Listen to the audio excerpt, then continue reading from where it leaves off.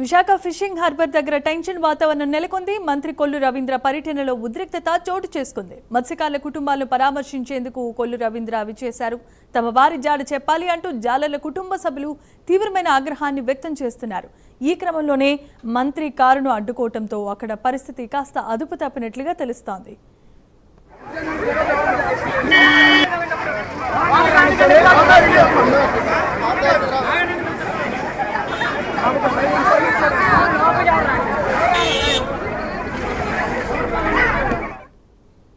Right, ఇక మొన్న July 4వ తారీఖున అర్ధరాత్రి వేట కోసం వెళ్లిన మత్స్యకారులు గల్లంతైన సంగతి మనందరికీ తెలిసిందే. ఈ నేపథ్యంలోనే కూటమి ప్రభుత్వం అధికారులు అలాగే నేవీ రెస్క్యూ టీమ్స్ అన్ని కూడా సర్చ్ ఆపరేషన్ కొనసాగిస్తూ ఉన్నాయి.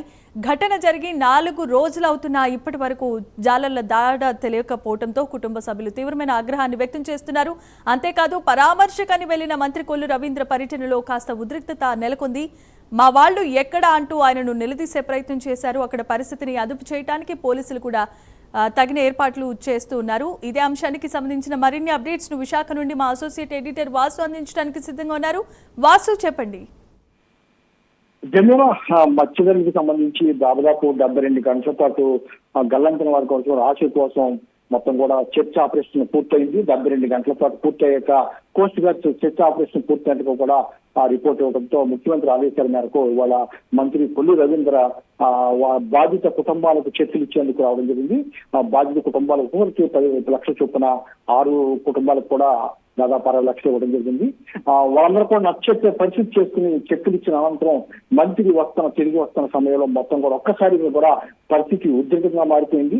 బాధిత కుటుంబాలకు చెందినటువంటి మహిళలు మొత్తం కూడా పిల్ల జిల్లా అందరూ కూడా మంత్రి కారును అడ్డుకున్నారు. మా వాళ్ళు ఎక్కడ ఏమైపోయారు అని కూడా చెప్పే పరిస్థితి కనిపిస్తుంది. ఎందుకంటే ఇంతవరకు కూడా ఎవరు కూడా వాళ్ళ పరిస్థితి ఏంటి అనేది నిర్ధారించకుండా వాళ్ళ చెక్కులు అందజేయడం పట్ల అంటే అనధికారికంగా వాళ్ళు ఏమయ్యారో తెలియని పరిస్థితి గందరగోళంగా ఉంది. అంటే 72 గంటలు దాటిన తర్వాత వాళ్ళు సజీవంగా ఉండే అవకాశం ఉందా లేదా అనేది కూడా స్పష్టం చేయకుండా ఈ విధంగా చేయడం ఎంతవరకు సబబని, అదేవిధంగా చెక్కులు ఇచ్చేసి మొత్తం చేతులు దులుపుకోవడం ఎంతవరకు సబబని కూడా వాళ్ళ మీద ప్రశ్నించే పరిస్థితి కనిపిస్తుంది. ఎమ్మెల్యే మాధవ్తో పాటు వంశకృష్ణ మొత్తం మంత్రి అందరూ కూడా చెక్కు నుంచి తిరిగి వస్తున్న సమయంలో మొత్తం కారుకు అడ్డంగా కూడా వాళ్ళు అడ్డుపట్టడం జరిగింది. మా వాళ్ళు ఎక్కడ చెప్పండి, మా వాళ్ళు ఏం చేశారని చెప్పడం జరిగింది.